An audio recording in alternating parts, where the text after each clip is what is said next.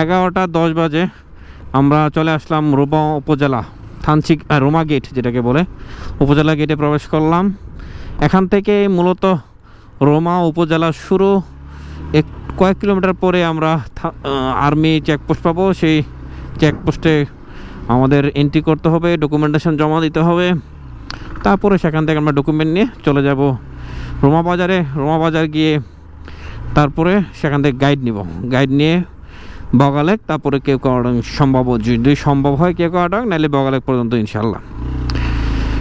এই রাস্তাটা সবসময় ভিজা থাকে, আমি যতবার আসছি অলওয়েজ ভিজা থাকে, মানে পাহাড়ি পানি দিক দিয়ে নামে, আর এই জন্য একটু ভিজা থাকে সবসময়, প্রায় সময়। আর একবারে রাস্তা পাহাড় গেছে রাস্তা হওয়ার কারণে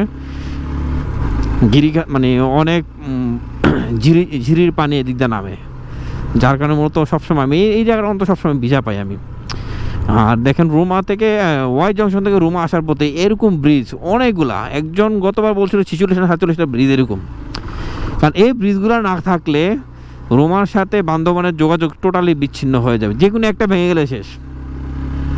কারণ এত পাহাড়, এই ব্রিজগুলো তৈরি করা হয়েছে মূলত পাহাড় টু পাহাড় কানেক্ট করার জন্য, জিরিপথের উপরে কানেক্ট করার জন্য। এই দেখেন সামান্য একটা জিরিপথ, এখানে এই জিরিপথের উপরে এটা দেওয়া হয়েছে। যদি এটা না থাকতো তাহলে এই জায়গাটা পার হতে পারতো না, আর নাইলে উপরে পাহাড় কেটে রাস্তা করা লাগতো, তো এটা তো অসম্ভব, এত উঁচু পাহাড়।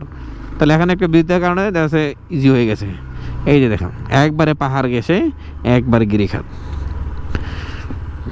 বাম দিকে কিন্তু অনেক নিচে জায়গা, বাম দিকে কোনো পাহাড় নেই, পড়লে একবারে মনে করেন 300-400 ফুট নিচে পড়তে হবে, আর উপরে ডান দিক দিয়ে পাহাড়।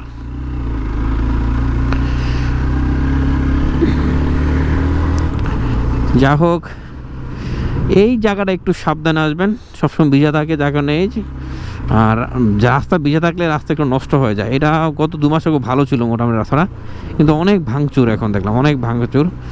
এত ভাঙাচুরা ওই সময় ছিল না, আমি নিজে টেনে চলে গেছিলাম, কিন্তু আজকে টানতে পারতেছি না একদিকে হলো। আর এই রাস্তার একটা সমস্যা হলো, এই রাস্তা অনেক ঢেউ হয়, মানে রাস্তার পিচটা মসৃণ না, বিশেষ করে রোমা থেকে বগালে পর্যন্ত আরও বেশি, শুধু ঢেউর মধ্যে লাফালাফি করবে। এই জন্য একটু সাবধান, অনেক সময় বেশি জোরে লাফালাফি করলে ব্যালেন্স রাখা কষ্ট হয়ে যায়। এই জন্য একটু সাবধানে বাইক রাইড করবেন, মনোযোগের সাথে, মনোযোগহীন হওয়া যাবে না, মনোযোগ ছাড়লেই শেষ। ওয়াও, দেখছো গিরিখাতগুলা, এই যে পাহাড়ি পোলাপাইন, মানে পাহাড়ি বাড়িঘর, কলার মুচ, গুড। ওরা বলে সেরা সেরা। না, পাহাড়ি বাচ্চারা অনেক ভালো, ওরা গেলে এরকম হাত তুলে শুভেচ্ছা জানায় সবাইকে সবসময়। ও, এই অল্প কয়টার মধ্যে কতগুলা ব্রিজ পার হলাম। বাংলাদেশ পুলিশ কৈখাং ঝিরি, হ্যাঁ এখানে একটা বাজার আছে, এই কৈখাং ঝিরি বাজার। এখানে বাংলাদেশ পুলিশের একটা ক্যাম্প আছে। ও, সবার হাতে মোবাইল, মোবাইল মানে ব্লগ না, ভিডিও করতেছে ছেলেটা। এই কৈখাংঝিরি বাজার পার হচ্ছি, বাজার ব্যবসায়ী দেখা। এই যে আর একটা ব্রিজ, মানে এর আশেপাশে এক জায়গার মধ্যে 1 কিলোমিটারের মধ্যে আবার 10-15টা ব্রিজ।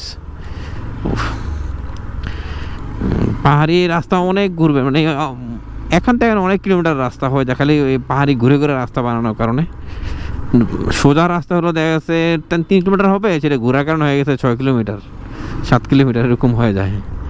কারণ রাস্তা তো আর পাহাড়ি ইচ্ছাগুলো সোজা বানানো যায় না, যেই কারণে এই রাস্তা ঘুরনটা বেশি হয়। সকাল থেকে দেখতেছি, বিশেষ করে আমরা ওয়াই জংশন পার হওয়ার পর থেকে অনেক বাইকার চলে যাচ্ছে, তার মানে ওরা গতকাল আসছিল, আজকে বগালে অথবা কেওক্রাডং ছিল, সেখান থেকে ব্যাক করতেছে যার যার গন্তব্যস্থলে। আমরা যাচ্ছি, আমরা ইনশাল্লাহ কালকে এমন সময় ব্যাক করব, আবার অন্য কেউ যাবে হয়তো। এভাবেই আসলে ভ্রমণ চলতেই থাকবে। আর একবার যারা পাহাড় প্রেমে পড়ে গেছে তাদের তো আসলে কোনো কিছুই পাহাড়কে আটকে রাখতে পারে না, তারা পাহাড় ভ্রমণ করবেই।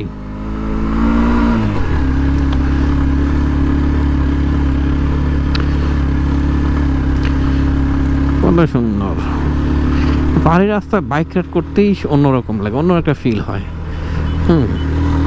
তবে কন্ট্রোলিং পাওয়ার ভালো না হলে অবশ্যই পাওয়ার রাখবেন না। প্রথম এসে একটু রিক্সা চালাবেন না, আস্তে ধীরে আসবেন যাবেন সতর্কতার সাথে। পরে একটু অভ্যাস হয়ে গেলে তারপরে বোঝা যাবেন কীভাবে কী করতে হবে। তবে হ্যাঁ, প্রথমবার যারা আসবেন তারা অতি সাবধানতা অবলম্বন করতে হবে। কারণ দুর্ঘটনার কোনো বলে কয়ে আসে না, কখন কী ঘটে। আমাদের একজন রাইডার আসতেছে, তারা XGB নিয়ে অনেক স্লো, কারণ সে আসলে পাহাড়ে প্রথম, যার কারণে আরেকজন রাইডার আছে আমাদের টোরমেট আরমান, আটকা পড়ে, ওকে সাথে নিয়ে আসতেছে আস্তে ধীরে ধীরে। আমরা একটু যাই আর্মি চেকপোস্টে, ফর্ম টর্ম ফিল আপ করি, ওদের কাজগুলো লাগাই রাখি, তারপরে ইনশাল্লাহ আমাদের দেখা হবে, কথা হবে। ও সবাই চলে যাচ্ছে আর আমরা ঢুকতেছি। আর্মি চেকপোস্টের কাছে চলে আসলাম, রোমা আর্মি চেকপোস্ট। এই যে এখানে আমরা এই বাম দিকে যে এখানে বাইক রাখবো, বাইক রেখে তারপরে চেকপোস্ট ফিল আপ, ডকুমেন্টেশন জমা দেবো, ফিল আপ করবো, তারপরে যাব। বাইক এদিকে রাখবো। আচ্ছা,